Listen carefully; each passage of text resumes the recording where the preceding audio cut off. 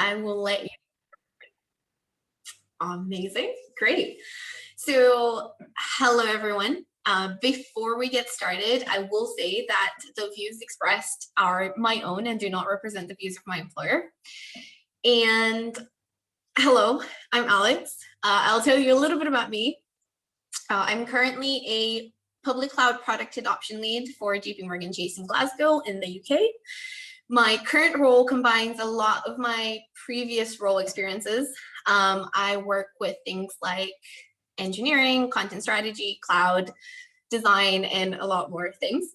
I'm also a huge unicorn lover. I moved to Scotland about 2 years, partially because of that. And for those of you who do not know, Scotland's national animal is a unicorn, which means they're real, because who would have a fantastical animal as their national animal if it wasn't?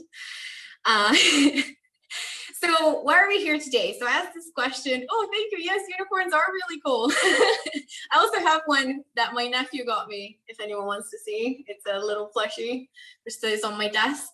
And why are we here today? So I asked the question earlier in the chat, and you know, in my career in the tech and like STEM industries, even though they are an amazing place to be, we can change the life of so many people with the products that we make. We need to look after our health and our well-being to make sure that, you know, we are able to make those amazing products and changes in people's lives. So today we're going to look at a topic that I wish someone told me about 10 years ago when I flew across the continent alone to start university in a totally new country, which I'm sure some of you might relate to. But today we're going to talk about a few topics like understanding the causes of imposter syndrome, its effects, equipping you with the ability to recognize imposter syndrome in yourselves and in others, a toolbox of skills and techniques for coping and combating imposter syndrome to feel more successful and fulfilled, and an improved sense of your own value as you discover that nearly everyone else feels like an imposter too. So before we get started, I wanted to share a few pieces of research and information to help us set some context on diversity, self-advocacy, biases, and imposter syndrome. So about 20 years ago, a study found that self-promoting women were seen to be less competent, less socially attractive, and less hireable than self-promoting men. Since then, there has been further research that has confirmed that this is still the case. So this can have an impact on how we perceive women and how we perceive ourselves. If we can't acknowledge and talk about our achievements, then we have doubt setting in, and that makes us think that we're not as competent or as good at what we do as others. And then this can have negative lasting effects on our pay, on our performance, and overall satisfaction in the workforce. So it's not just our own limiting beliefs that can pose barriers. Unconscious biases that are held by others can also influence how they act and how we react. And it's not just a gender issue. It typically impacts those from underrepresented groups. So people on the receiving end of these biases are less likely to get credit for their ideas, are interrupted more often in meetings or team interactions, and also have less influence on teams, which then leads to a feeling of not being enough on their end as well. So beyond this, you know, each time that we experience this or other people act like this, you know, like it's also the fact that the underrepresented community that's at the receiving end has nuance, and that impacts how they feel about self-advocacy, how they feel about acknowledging achievements or themselves. And also this is also impacted by, you know, like your culture or your familial expectations around self-advocacy and acknowledging achievements.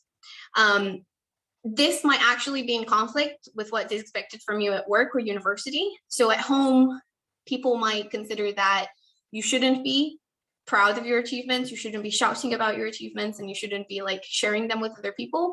While at work or at university, you know, when you write your entrance, in the UK, we have to write like this one pager where we say why we're so great and why the university wants us. But the reality is, if you spent the majority of your life people telling you shouldn't be talking about those things and you shouldn't be, like proud of your achievements, it might put you at a disadvantage because you don't know how to actually express that to get you that place into university, or to have that university actually want to meet you and have them as their student. And it's the same at work. When you will go into the workforce, you will be expected to write an annual review where you need to talk about all the awesome stuff you've done and why you deserve, like a promotion or a bonus. So when you are going into the workforce and through your life, be mindful that everyone around you has a different perspective, experience, and expectation around self-advocacy. And now comes the part where, if you were in a company and you were talking to your boss, you would tell them, this is why we want to be a diverse team, a diverse company, because it also has business impacts.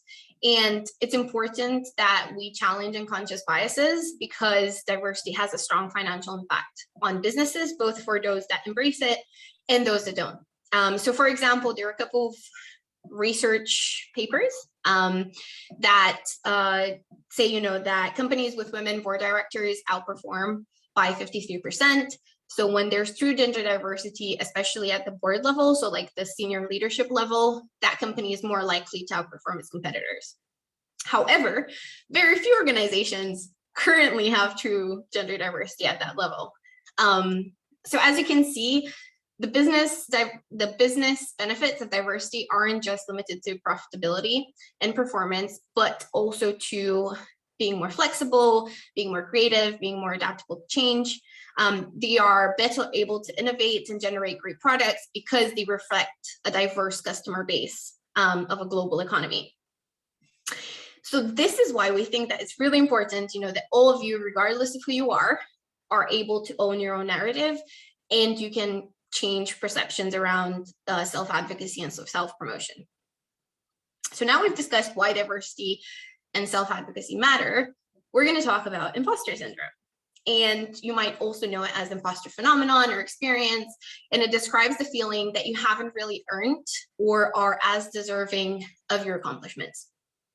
And that by cheating or by luck, you're actually in the same place with others that you think are worthy, but you feel that you don't deserve to be there, that you're going to be exposed as a fraud, that you assume that other people around you are better at what they do or more skilled or intelligent, or that their opinions are more valid than yours.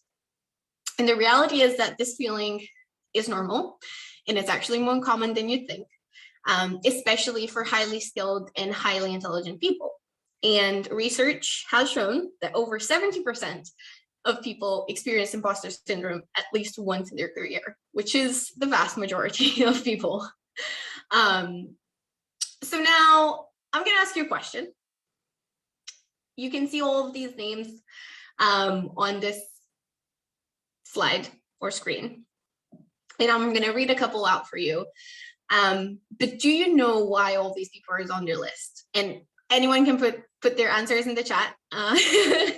So a couple of examples are like Meryl Streep, Chris Martin, Jennifer Lopez, Maya Angelou, Albert Einstein. Does anyone have any idea why they're on this list? I'm trying to see if I can see the screen. They're all celebrities? Yeah, they are. Any other reasons why they might be on that list?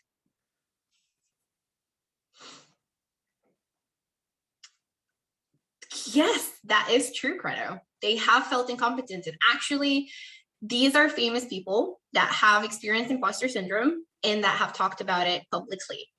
So for example, I'll pick Maya Angelou. She felt like she still hadn't earned her accomplishments. And at one point in an interview said, I have written 11 books, but each time I think, uh-oh, they're going to find me out now. I've run a game on everybody and they're going to find me out. So after writing 11 books, very successful books, they still thought, I don't know what these people think I am, but I'm not, even though they were super, super successful. So I'm going to share with you a tweet from Ali, who is a fellow woman in tech person that I admire and I follow on Twitter. And I really feel seen by this tweet. and other people feel so too. If you fall, like if you suffer from imposter syndrome, you think, like, look at my amazing colleagues sitting at their desks, being awesome, doing amazing work, while I'm here procrastinating, making things up as I go, and I'm winging it. And when you get stuck or you don't understand something, you think that you should know it, thinking that, oh my God, I have to Google something. Am I really good enough for this job, for this course, for this university, like anything really. And you always feel like you aren't really learning, doing, or being enough. But we would tell our mentees, our colleagues, our friends, our family, they shouldn't worry about being an expert. It's okay to Google stuff. You're an amazing human. You should like let go of your insecurity. But if we do that with other people, why do we demand so much of ourselves? So saying that, where does this all come from? So like people like you and me, who are skilled or smart, we tend to think that our peers, our colleagues are, skilled and smart. And this can sometimes lead us to judge ourselves more unfairly and harshly, and think that we don't really deserve the opportunities, the achievements, or the recognition we earn, or that we aren't worth as much as other people would. And to that extent, have you ever felt like you tried to achieve something and it felt too easy?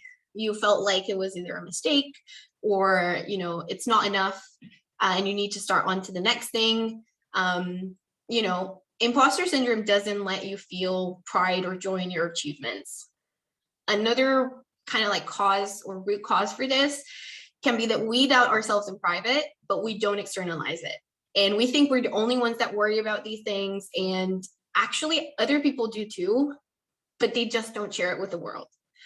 And with social media, it's getting even worse because people tend to share their achievements, their successes, and their positive experiences, when the reality is that most people don't really share honestly their mistakes, their failures, or their doubts. And success is so much easier to talk about and share, especially on social media. And I love this picture because that's basically everything that you see on Instagram and like Twitter and LinkedIn, at the top with your iceberg illusion. And we don't know how much like others people work, like how many times they try and they fail, how many times they get stuck or they need to ask for help, how hard it is for them to do the same things that we find difficult to do, or how much they doubt themselves.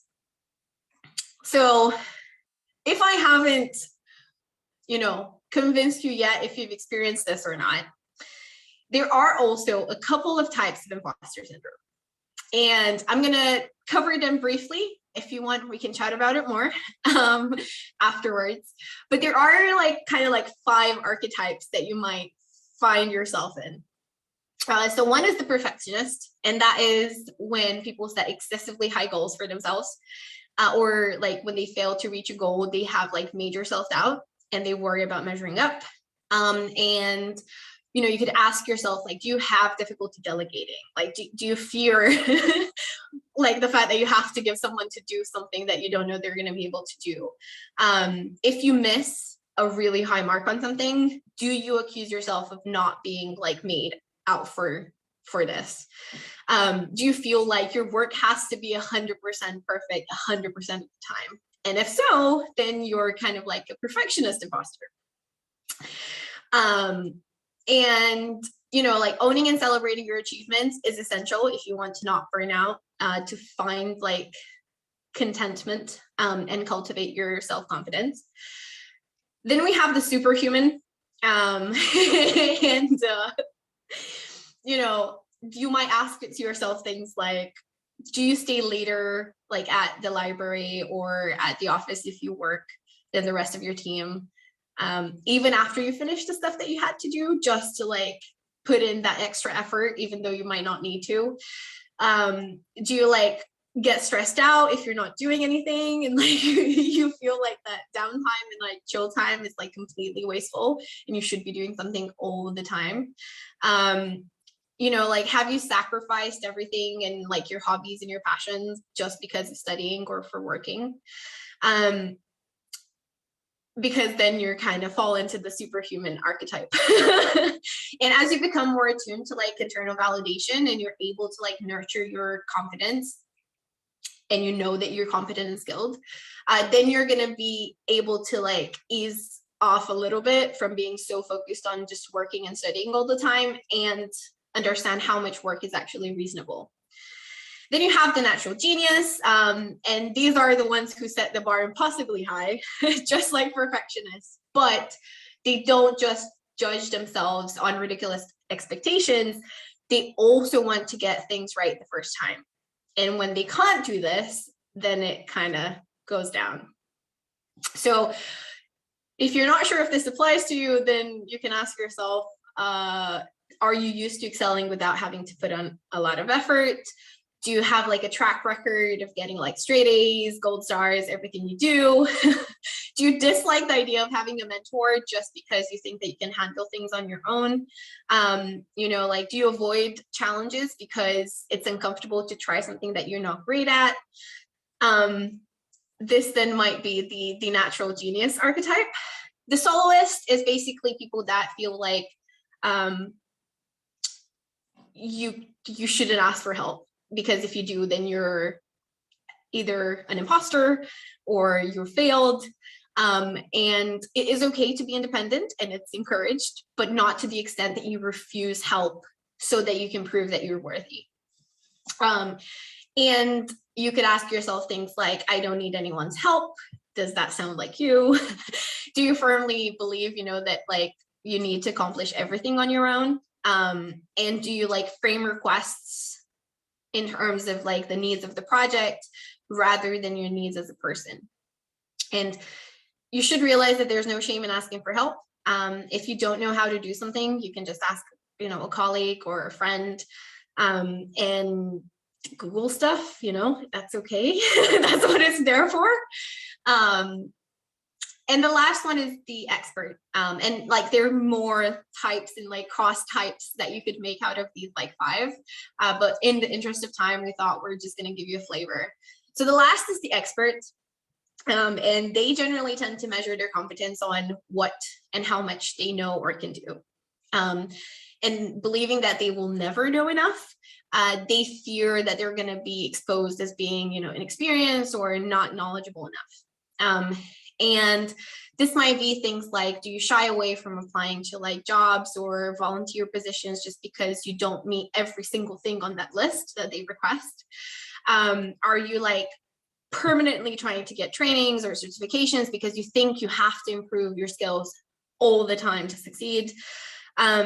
You know, like, do you shudder when someone says that you're an expert? Like, do you not like owning the fact that you are a very skilled or talented person? And sometimes mentoring junior colleagues or like volunteering can actually help you discover your inner expert. And when you share what you know, it doesn't only benefit others, but it also helps you with like your internal validation. So I'm going to take a 2-minute break if there's any questions in the chat, and then we're going to go on what we can do about it. And oh, Ambo, yes, the more you know, the more you realize there's much more you don't know. And we will never know everything. I was really sad the other day because I thought I will never be able in my life to read all the books that I want to read. Because realistically, there is just not enough time in the world to ever finish that. And that's okay. I'll just, you know, prioritize and read the one that I really, really want to, and that bring joy to my life. Right, I'm going to have a sip of water. If there are no questions, we can move on. All right. 3 seconds, 2 seconds, 1 second, we'll move on.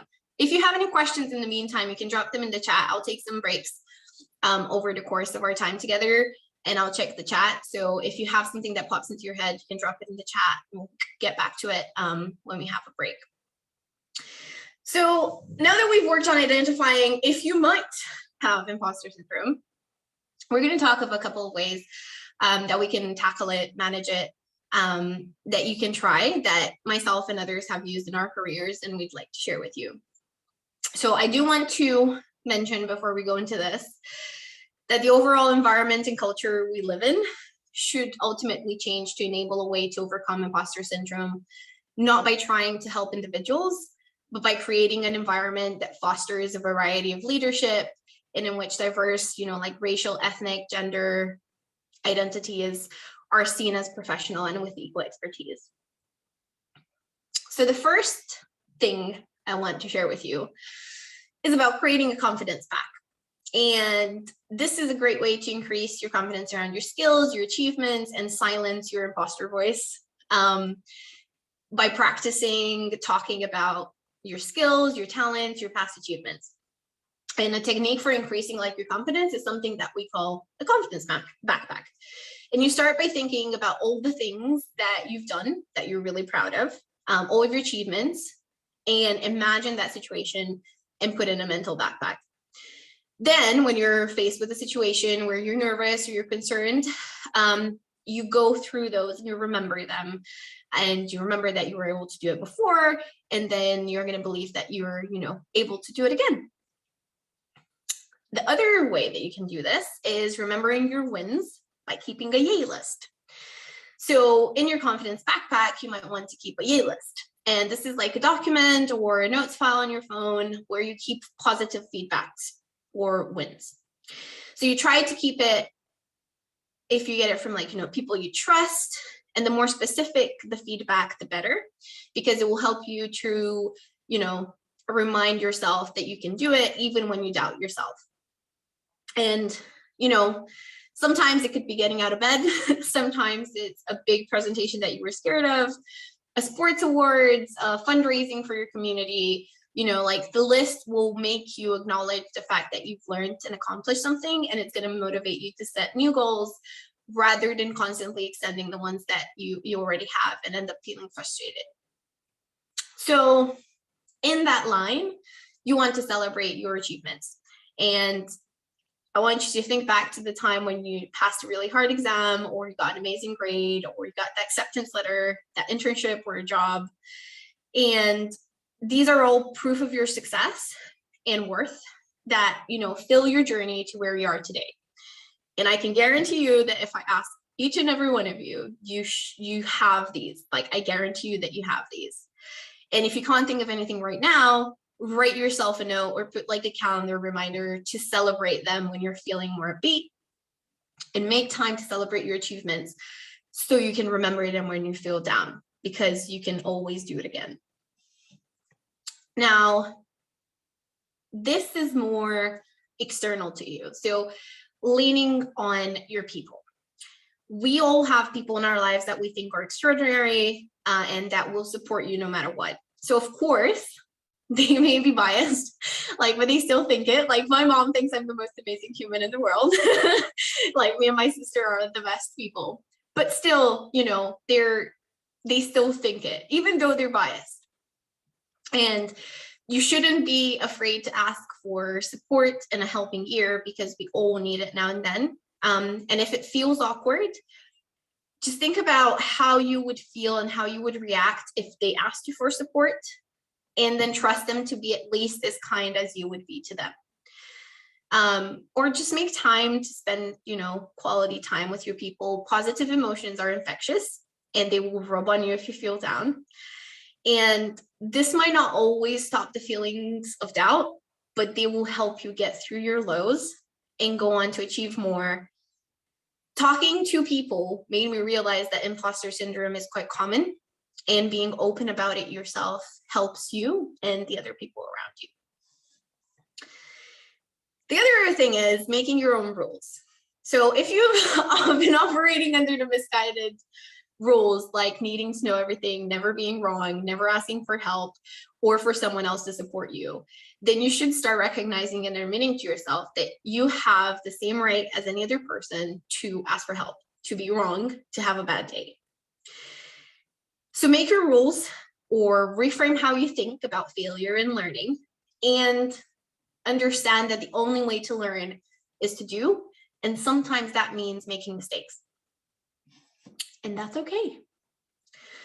Because the last tip and trick is being kind to yourself. And it will be by far the hardest step, but with time, we all should try to accept that we're doing our best in the situations we're in, just like everyone else is. And I've learned there's like, so much time in a day, we can't make more time. And I need to stop feeling guilty when I want a break or I need a break, when I take a break, when it's time to recharge. It's okay to make time to relax. It's okay to not be productive all the time and sometimes just rest. And then think if your friends or family came and asked you if they're okay to take a break and you tell them yes, but when you think about yourself, you tell yourself no, like we don't have time for a break now. We have to do all these 100 things that we want to do. And maybe it's time that we become our own best friends and we're kinder to ourselves because, at the end of the day, that extra 1 hour studying instead of resting might actually do you more damage than good if you're at a breaking point. So I'm going to take another break and we're going to do a couple of practices because I would love to hear from y'all.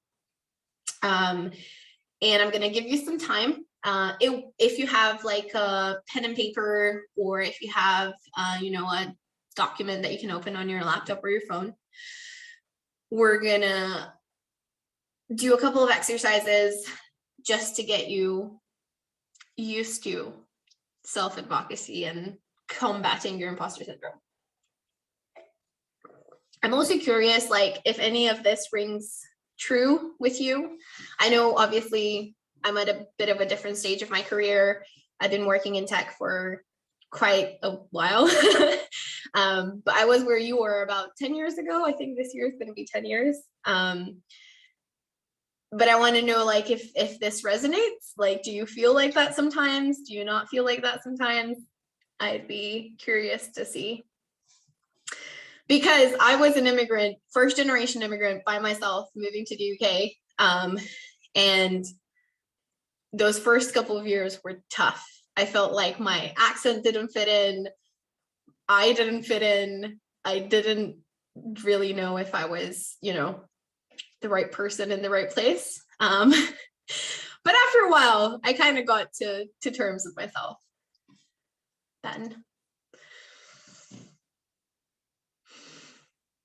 I agree. And I wish we didn't see it like a weakness, because I wish someone told me 10 years ago, it's okay to not know everything and it's okay to ask for help. I came from a culture where, like you say, Ben, asking for help and not doing it yourself and not being straight A's is seen as weakness and is seen as not good. And it was so hard to come into the Western UK type culture and be like, it's okay to ask questions and it's okay to not know everything. And it was such a shock to me, and it took me a few years to get used to that.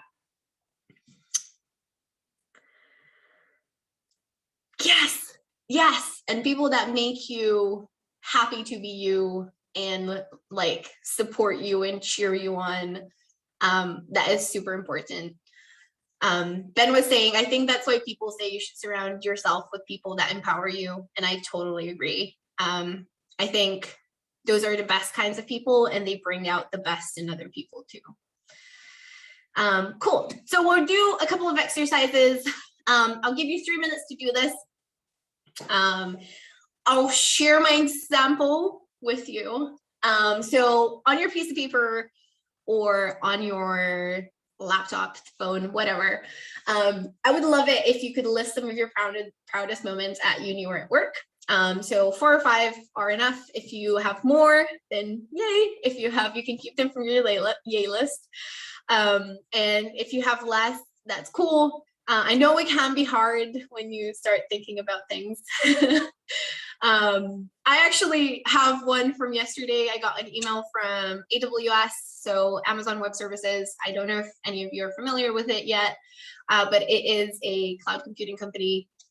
And I actually have been selected to join their AWS community builders community for a year and learn stuff and do stuff with other people from around the world. So that's like one of my achievements. And I kind of brushed it off and I was a bit like, yeah, this is cool, but you know, is it? Oh, thank you. I haven't shared it with my team yet because I was on holiday. But I was actually debating, like, should I share this with my team when I go back to work? And as I was preparing for this workshop, I actually thought, yes, I should, because it's going to make my team feel more empowered. And, you know, maybe it's going to help them think about, maybe this is something that I want to do for myself and I want to apply to. So yeah, that's one of my examples.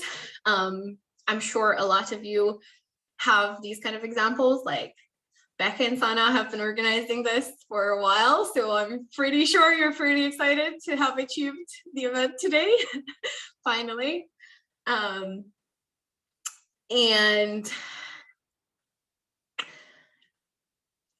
I would like you to now choose one out of your list, and the one that you're probably the most proud of, and start thinking about, you know, like, what happened?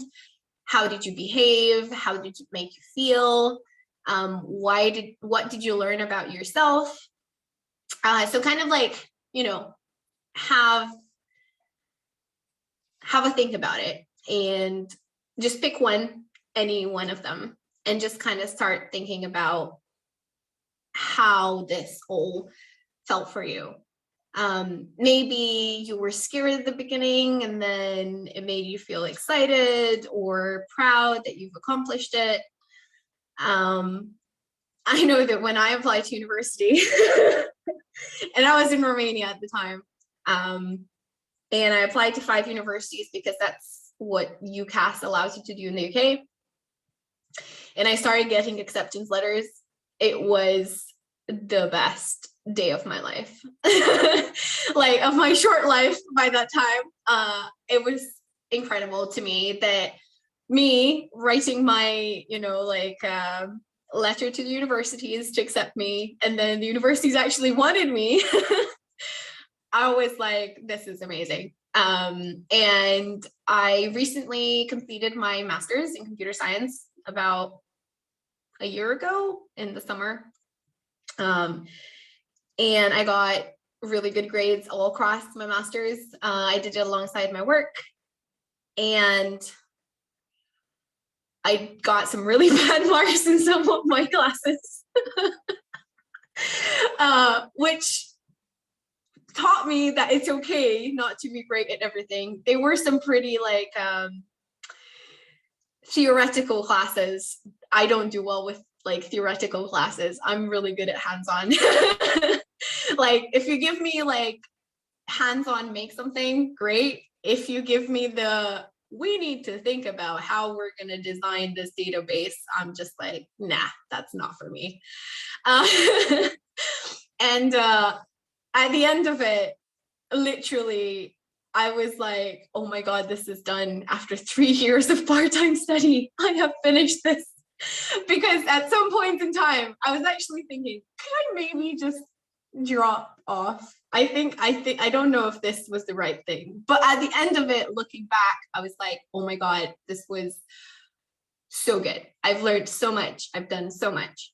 And it's changed what I know, you know, about theoretical computer science, even though I hated it and I was really not great at the exam part of it. It's changed a lot of my understanding. And I was like, you know what? Sometimes some things are just to learn and not to excel at. And it means that now I know more than I did before. Even though I didn't enjoy it, I still know more than I did before. And even though I was not great at it, it served its purpose, you know. And thank you, Ben, and thank you, Karina. Right. So now comes the fun part. We've had 3 minutes for you to write down. Does anyone want to talk to me, like live, or do you want to drop in the chat a little bit about how it felt to write it. If you want to share the example, I'd be so excited to hear it. And like, if you share it, can we talk about how it makes you feel sharing it? Because it was tough for me in the beginning. It, like, coming from a culture where you're not supposed to shout about how great you are in your achievements, and it was really hard. When I had to write my first like annual review at my job, I was terrified because I was like, how do I say this without sounding like I'm bragging about it? But it's like, but you have to brag about it if you want to do well. And again, like, I feel like sometimes people can brag without having the facts to support it. But if, it's based on facts and what you've done and what you've achieved, it's not bragging. It's just stating the amazing stuff that you do. So, Becca, if if no one wants to share, I'll pick on you. But I hope that someone, you can raise your hand. I would really, really love to hear one of you share it. And again, I don't know you. You're probably never going to see me again in your life if you don't want to. I'm always happy to connect on LinkedIn if you want to have a chat, if you want to talk about, your career or your prospects in tech. Oh, Karina's raised their hand. I am excited about this. Right. Becca, do you need to do something magical? No, you can just go ahead, Karina. Hi. Yeah, so I figured I might as well. I normally don't always put myself on blast, but I mean, if this is the kind of presentation, I mean, I might as well, right? So that's the whole point, kind of getting over these moments. So something that I'm really proud of, and it's just getting like, stop time. Sorry, hold on 1 second. My Google's gonna start in 2 seconds. Yeah, so it's really funny. So I'm actually really proud of, I got a B in my stats course like last winter. So it was like the stats 2, and I feel really proud of myself because I'm a returning student. So, and a couple of years ago, I hadn't done any math classes for about like 7 years. And then, I had to take a grade 12 math class that I didn't have as a prerequisite for getting into this program.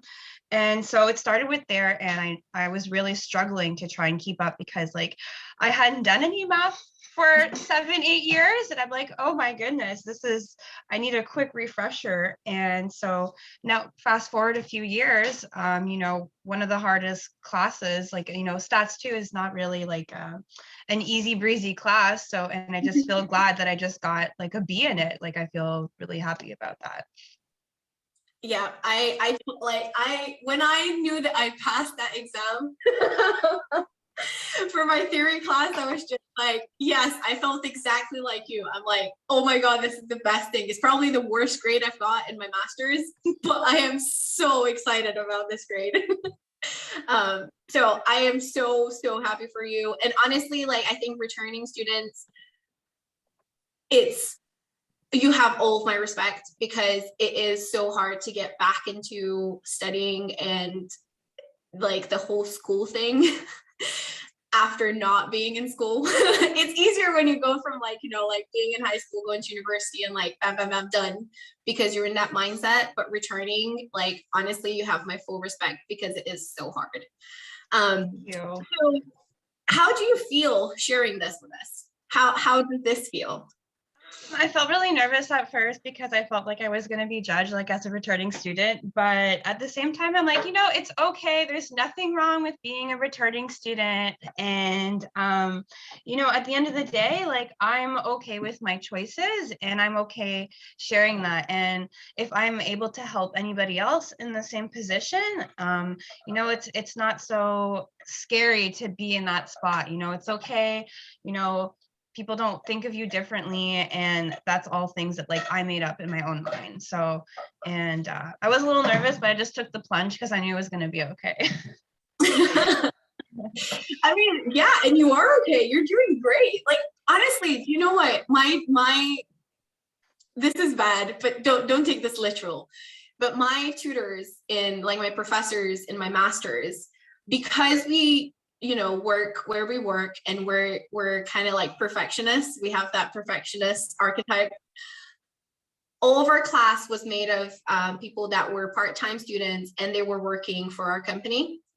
And our tutors had to tell us every single time, you just have to pass. You don't have to get an A. You don't have to get 100%. And it was so hard for us to like go from work where we have to give it 100% to like be like, do you know what? A B, a C, it's okay. It's a pass.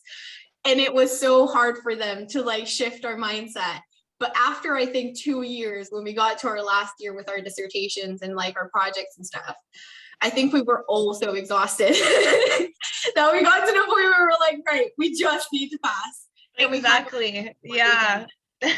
Exactly. You don't need to get that 80, 90, 100 or any as close to 100% as possible. You could just, you know, get a pass. Sure, like, you know, it just means that you have a little bit more, you know, researching to do a little later on, but that's okay. Like, it's not where, you know, if you get like a C or even a D, it's like, okay, well, you know what, you passed. It's not the greatest, but you know what, you didn't fail and you don't have to take it again. And that's that.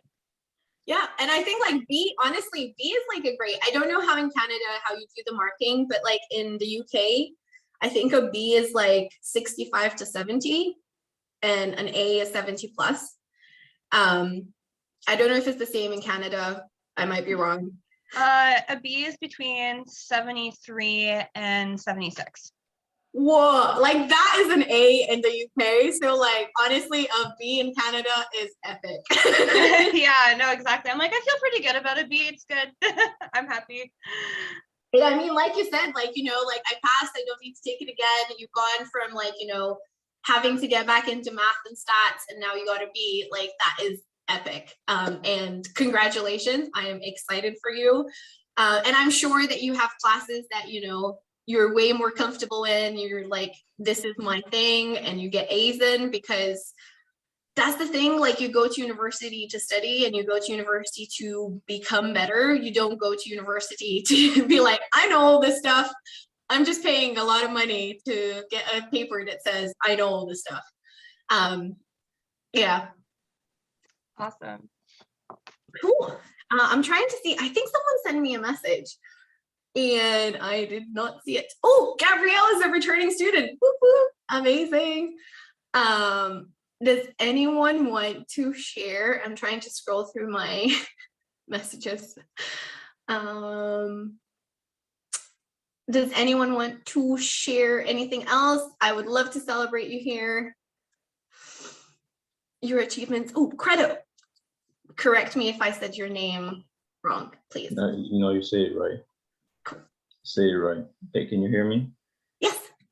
Yeah, and it's also a pretty easy name to pronounce, you know. The second one might be a challenge. Mbiaki? Yeah, everybody say it like this, but it's Bikai. Bikai, sorry, Yeah. I reversed the things in my head. Sorry. Yeah, that's an assignment for you for maybe next time. Yeah, I just want to share something that I did because I stopped studying at some point and I got back to it. So like during the pause moment, you know, because I had to switch cities, during that pause moment, I decided to pick to learn something new, like a new skill, mobile development. And I've like developed more than 5 mobile apps on Android. And when I look back at it, I feel like, okay, that was so worth it because, you know, I took that free time to add this extra skill, and you know, it's a very like very big added value for me for my resume and stuff. And yeah, I just decided to. That's amazing. Yeah. I mean, like, that's not really a pause. That's really you becoming super awesome at something that you liked. Thank you. It's amazing. So how do you feel sharing it? How do I feel sharing it? Actually, I feel good because I can look back at it because, it was something that I was doing and stopping, because of multiple stuff happening. But I feel very good. It feels like something actually big for some reason. And yes, and thank you for giving people the opportunity to share stuff. Oh, that's cool. I love to hear it. I love to hear other people tell me about, what they've done and what they've achieved. It's the thing about it is it makes you feel good because you're happy for those people. So it's not just the person who's sharing that's like, I'm super excited about this cool thing I did. It's also the people listening that are like, oh my God, that's amazing. Congrats. Like, yay.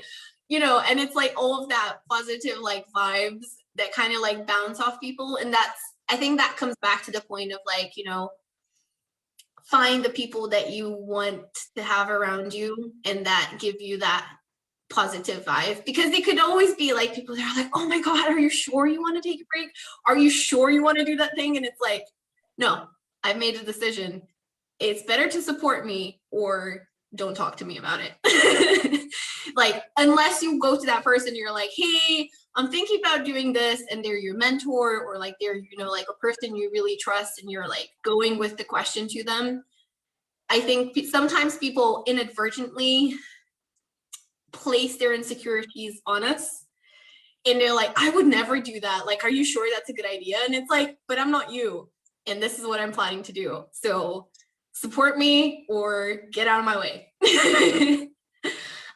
Are you planning to, sorry, this is personal curiosity. Are you planning to do more mobile development, like, or potentially make it into a career, or is it just kind of like a side thing you want to do? Yeah, actually, was because I took those classes with Udacity. I don't know if you know the platform. Yeah. Yeah, and they have like a Tyler program in partnership with Google. So I was thinking like actually ever pass the exam and have actually a certification, and I'm thinking about mobile development like as something long term too, to do it like as a career because it has a lot of opportunities and like I don't know how to call it in English, débouché. In French, it's called débouché. It's like the roads that you can take after something. Like a crossroad, like not really a crossroad, but like you can branch off in different. Yeah. Amazing. And also I feel like you worried too much, but you picked up a little bit of a British accent when you talk. Do I? Somehow I don't know if it's psychological in my head, but I feel like it. I don't know. But you know what? I have people tell me all sorts of stuff, like from you sound like an American to you sound like a Canadian to you kind of sound British to you sound Scottish. I'm now just like, if the FBI, CIA, anyone wants to hire me, like I'm your person because no one can figure out where I'm from. So thank you for saying that. No one really tells me that in the UK, probably because I sound slightly different from them. For sure.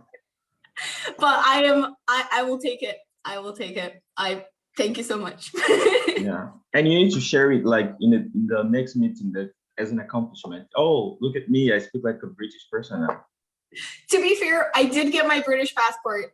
Now I'm a dual citizen, so I have British and Romanian citizenship. And I kind of feel like now that I can say, hey, here's my passport, I can say I'm British. I don't know how many people will believe me, but actually more people believe I'm British than Romanian because I don't sound Romanian at all. So yeah, but thank you so much. Right, I have a couple more slides before we finish. Thank you so much for sharing your achievements with us. That means a lot to me because, like I said, we all are here rooting for you. And, the fact that you're here means that you want to be able to express this more and you should express it more. Before we finish, I hope that, the things that we set out to achieve at the beginning, you've got a better understanding of, what causes imposter syndrome, what its effects are, how you can recognize it in yourself and in others, and also a couple of tools and techniques for coping with it. as well as an improved sense of your own value. And, you know, understanding that almost everyone else feels like an imposter too, sometimes. I will have a link at the end where you can grab the slides if you want to go back through any of the like tips and like other things.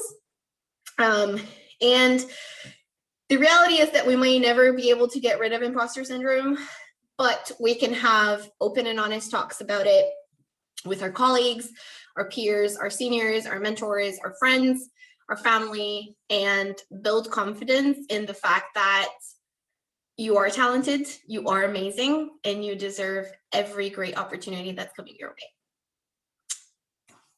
And thank you. Yes, sorry, Ben. I will try to get the link and I'll post it in. Wait, let me go to LinkedIn. I should have got that ready. Go. Here we go.